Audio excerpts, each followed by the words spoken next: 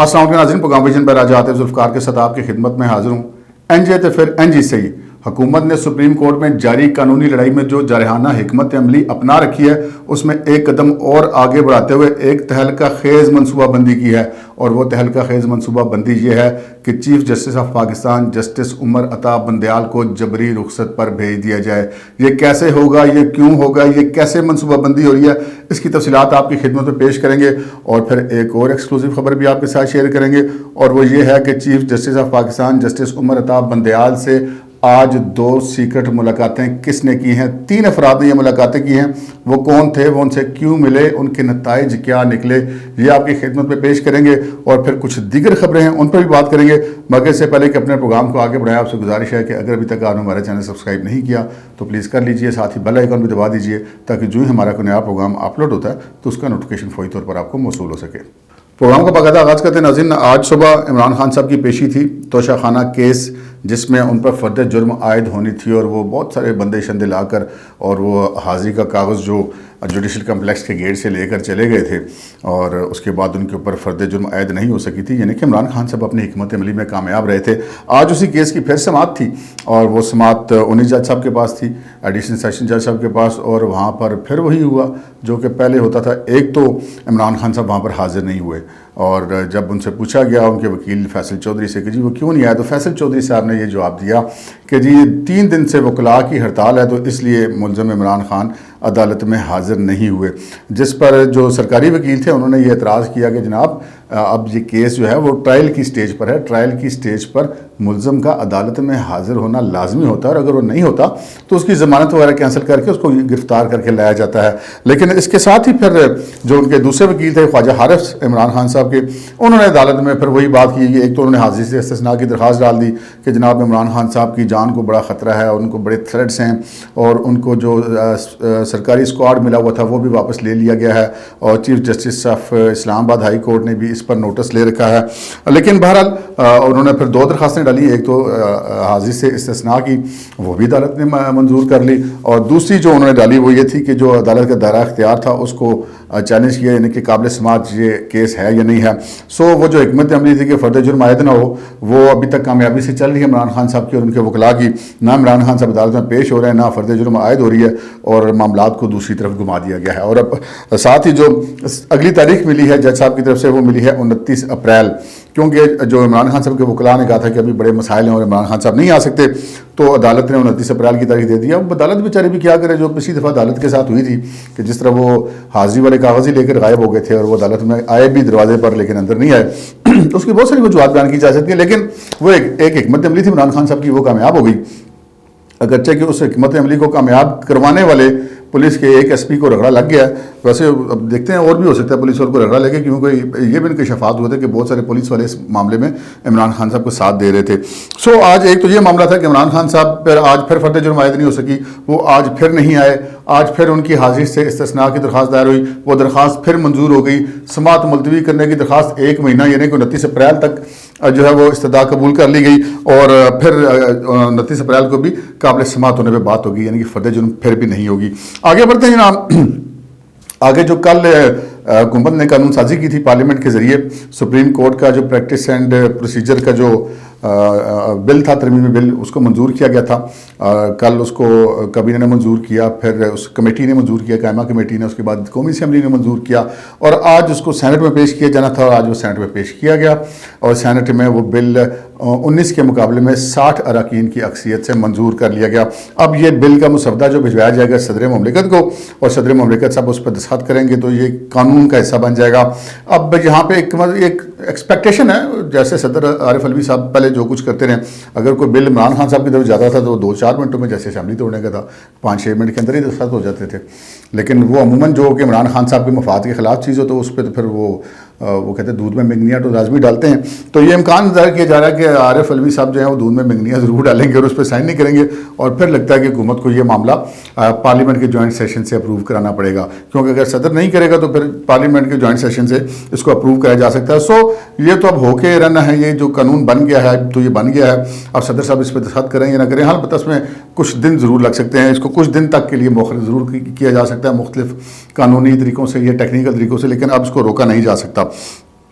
आगे बढ़ते हैं जनाब, वही मतनाज़ा केस 100 मोटो नोटिस वाला, जिस पर एक मुबैना फैसला दिया गया कि जी इलेक्शन 90 दिन में करवाए जाएँ, करके वो फैसला अभी तक उसका रिटर्न आर्डर, कोर्ट आर्डर जारी नहीं किया गया। ये तो कल पता चला, इंकशाफ हुआ, और फिर जो कल इसमें जो कुछ हुआ आपके सामने है। और फिर कल रात को जो शाम को जस्टिस काजी फाइज़ साहब की सदारत में 3 रुकनी बेंच ने चीफ जस्टिस समेत तमाम लोगों को नए बेंच बनाने और जो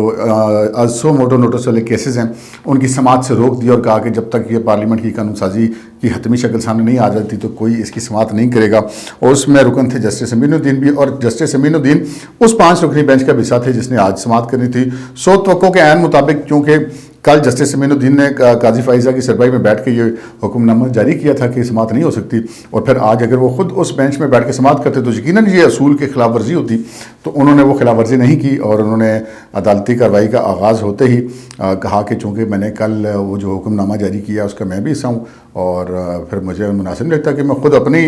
बेंच के हुक्मनामे का जो है वो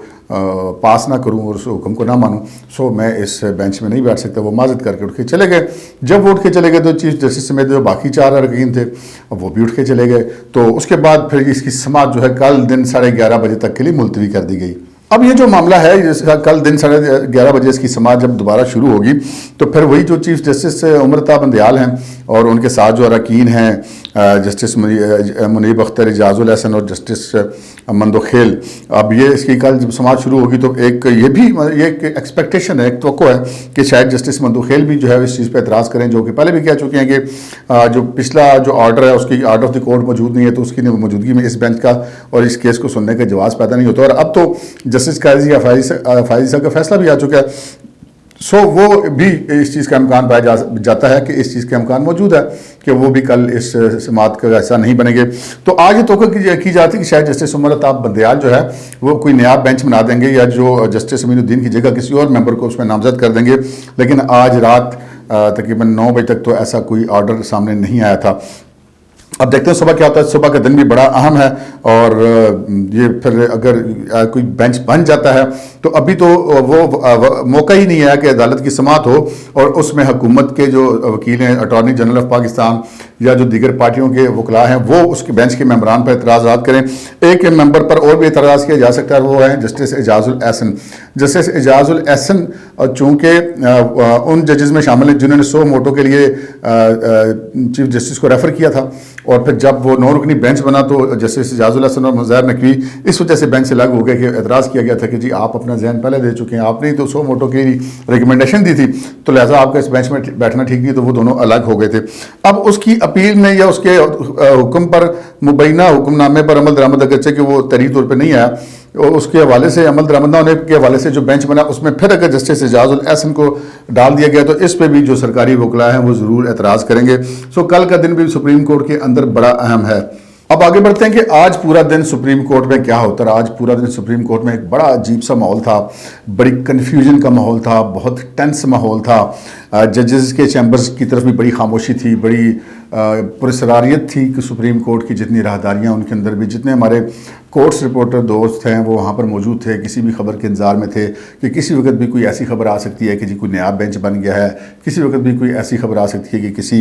बेंच के मेंबर ने माजत कर ली है, या वो बेंच बन सकता है या नहीं बन सकता है। सबकी नज़रें चीफ जस्टिस की तरफ थी कि चीफ जस्टिस साहब क्या करते हैं। बहुत सारे लोग ये भी तो करते कि शायद चीफ जस्टिस साहब मुस्तफ़ी हो जाएं, लेकिन अब ऐसी तो अभी तक की तो कोई ऐसी बात सामने नहीं आई। अगर उन्होंने होना होता तो यकीन अब तक हो चुके होते। इसका मतलब यह है कि वो मुस्तफ़ी नहीं होंगे, और वो ये जो एक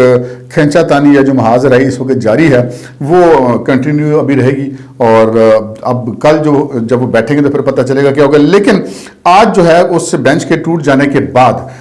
2 बड़ी अहम मुलाकातें हुई हैं चीफ जस्टिस साहब की चैम्बर में 2 मुख्तलिफ पार्टीज़ के साथ। एक मुलाकात जो है वो तो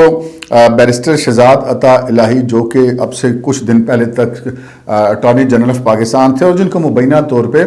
जस्टिस उमर बंदयाल की ख्वाहिश पर लगाया गया था, यानी कि उनसे वो बहुत ज़्यादा करीब थे, या उनके बहुत ज़्यादा करीबी थे, या उनके हमख्याल बेंच के बहुत ज़्यादा करीबी थे। तो वो आज मुलाकात उनकी हुई है। इस सारे मामले के बाद उनको अब ये नहीं पता कि चीफ जस्टिस साहब ने उनको खुद बुलवाया था, जाके वो खुद मिलने आए थे। ज़्यादा इम्कान ये कि चीफ जस्टिस साहब ने उनको बुलवाया होगा, और वो चीफ जस्टिस साहब के पास गए और उनके चैम्बर में तकरीबन 1 घंटा वो मौजूद रहे। यकीनन चीफ जस्टिस उमर बंदयाल ने जो मौजूदा कानूनी صورتحال ہے اس پر ان سے مشاورت کی ہوگی، کیونکہ بیرسٹر شہزاد عطا الہی جو ہیں وہ ایک اچھے قابل وکیل سمجھے جاتے ہیں، تو ان سے انہوں نے مشاورت کی ہوگی. اور یہ تھی ایک ملاقات. دوسری ملاقات جو تھی وہ اس سے بھی زیادہ اہم تھی، اور وہ اس سے زیادہ اہم اس لیے تھی کہ اس میں دو اہم ترین افراد ملے ہیں چیف جسٹس آف پاکستان سے. ان میں سب سے پہلے جو اہم ترین فرد ہیں وہ تو وفاقی وزیر قانون اعظم نذیر تارڑ ہیں. اعظم نذیر تارڑ جو ہیں وہ اکیلے ملنے کے لیے نہیں آئے، بلکہ ان کے ساتھ سابق وفاقی وزیر قانون اور پاکستان پیپلز پارٹی کے رہنما فاروق ایچ نائک بھی تھے. اب اعظم نذیر تارڑ اور فاروق ایچ نائک جب نہ صرف یہ کہ موجودہ حکمران اتحاد کی سب سے بڑی دو جماعتوں کے نمائندے ہیں، بلکہ ایک موجودہ وزیر قانون ہے، ایک سابق وزیر قانون ہے، دونوں ہی بہت اچھے پریکٹسنگ لائر ہیں. آج یہ دونوں گئے اور ان کی چیف جسٹس آف پاکستان سے چیمبر میں ملاقات ہوئی ہے، اور یہ ملاقات تقریباً کہا گیا ہے ہمارے ذرائع کی طرف سے کہ آدھا گھنٹہ جاری رہی ہے. اس ٹینس ماحول میں جہاں پہ حکومت اور چیف جسٹس جو ہیں وہ ایک دوسرے کے آمنے سامنے کھڑے ہوئے ہیں، اس میں یہ ملاقات جو ہے بہت زیادہ نوٹیبل تھی. اور ایسی صورتحال میں جب سپریم کورٹ میں اتنی ہائی یعنی کہ لیول کی سرگرمیاں چل رہی ہوں، وہاں پہ باڈی لینگویجز کو بھی بڑے غور سے دیکھا جاتا ہے. اور باڈی لینگویجز یہ تھی کہ یہ دونوں حضرات جب چیف جسٹس کے چیمبر میں گئے ہیں تو بڑی سنجیدگی سے گئے ہیں، بڑے ان کے چہروں پہ جو ہے وہ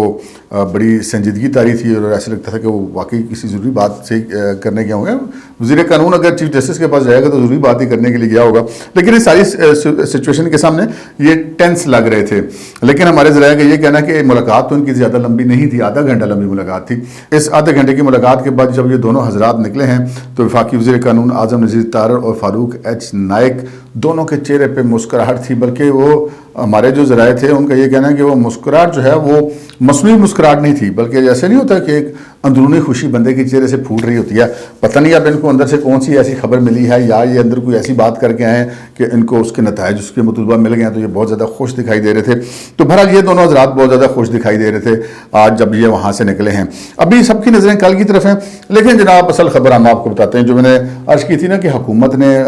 بہت وقت کے بعد لیکن فرنٹ فٹ پہ کھیلنے کا فیصلہ کیا تھا، اور انہوں نے ٹھگا ٹھگ کر کے پارلیمنٹ سے قانون سازی کرائی چیف جسٹس کے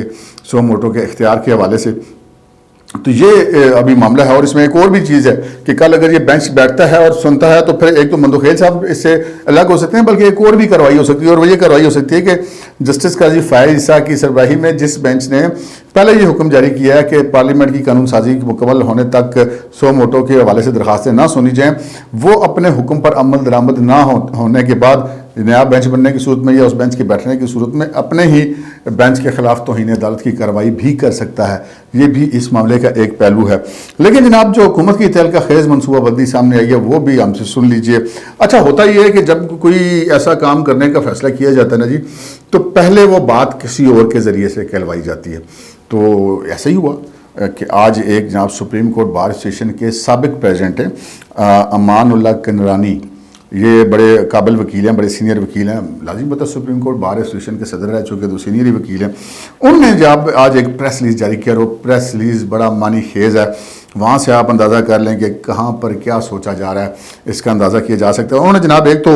اپنے ایک پریس ریلیز جاری کیا، اس میں اپنا بیان جاری کیا. اس نے کہا وزیر اعظم اور کابینہ کا انہوں نے شکریہ ادا کیا کہ جسٹس قاضی فائز عیسیٰ کے خلاف جو ناجائز اور بدنیتی اور مبنی ریفرنس انہوں نے اس کو قرار دیا کہ وہ اس کے حوالے سے جو فیصلہ تھا اس کے خلاف جو حکومتی اپیل تھی کیوریٹو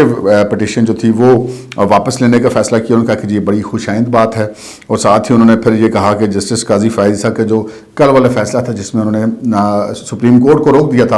اس طرح کے کیس سننے سے، اس کا بھی انہوں نے تعریف کی. اور پھر اس بینچ کے ممبر کے جسٹس امین الدین کے جو 5 رکنی بینچ ہے اس میں نہ بیٹھنے کی بات کو بھی انہوں نے سراہا، اور ان کا کہ یہ ان کا ایک اصولی فیصلہ تھا اور یہ انہوں نے بڑے اعلیٰ ظرفی کا ثبوت دیا یہ کام کر کے. اور انہوں نے کہا کہ انہوں نے مطالبہ کیا کہ چیف جسٹس عمر عطا بندیال بھی اپنے ہی سپریم کورٹ کے اس حکم کو مانیں اور اس کو عزت افزائی کریں اس حکم کی، اور معزز بینچ کے فیصلے کا احترام کریں، اور عوام اپنی انا پر قائم نہ رہیں، اور بلکہ وہ چیف جسٹس صاحب جو ہیں وہ اس بینچ کا حصہ نہ بنے، یعنی کہ جو کل بیٹھے گا، اور اپنے جو قاضی فائز عیسیٰ والے بینچ کی جو سربراہی میں فیصلہ تھا اس فیصلے کا احترام کریں. لیکن انہوں نے یہ کہا کہ جناب اگر چیف جسٹس صاحب اپنی انا پر قائم رہتے ہیں، یہ انہوں نے اپنی پریس ریلیز میں کہا ہے، تو پھر عدلیہ کو تفریق سے بچانے اور عوام کے اعتماد کو بحال کرنے کے لیے سینئر ترین جج، یعنی کہ جسٹس قاضی فائز صحیح ہو سکتے ہیں نا، سینئر ترین جج تو وہی ہیں، کہ سینئر ترین جج PLD 1998 सुप्रीम कोर्ट 161 की रोशनी में बेंच बनाकर चीफ जस्टिस के कंडक्ट पर कई हवालों से नोटिस ले सकते हैं या जुडिशल काउंसिल के अंदर मामले को ले जाया जा सकता है। ऐसी सूरत में हुकूमत को 1970 के सदारती आर्डर 27 के आर्टिकल 2 के तहत चीफ जस्टिस जनाब उमर अता बंदयाल को जबरी रुखसत के कानून के तहत रुखसत पर भेजकर सुप्रीम जुडिशल काउंसिल की कार्रवाई को आगे बढ़ाने के लिए सीनियर तरीन जज को नामजद करना होगा। तब जाके मुल्क के अंदर जारी अदालती और सियासी खलफशार का खात्मा हो सकेगा। गाल समझ आ गई है ना कि यानी कि अगर चीफ जस्टिस साहब अगर एक मैसेज दिया गया बैन दिलान कि जनाब अगर आप अपनी इस पे ज़िद पे कायम रहते हैं तो फिर जो सीनियर मोस्ट जज है वो बतौर जो है वो सुप्रीम जुडिशल काउंसिल के सरबराह के तौर पर आपके ख़िलाफ़ कार्रवाई कर सकता है और आपको जबरी रुखसत पे भेजकर आपके ख़िलाफ़ कार्रवाई की जा सकती है। ये भाई जिन लोग कहती थी तो सुनानी बता दिया और बता दिया है उन्होंने एक साबिक बार के सदर के ज़रिए से उसके प्रेस रिलीज़ के ज़रिए से साथ पूरा तरीक़ाकार तमाम कवानीन के हवाले देके बता दिया कि जनाब चीफ जस्टिस को कौन सा तरीका है जिससे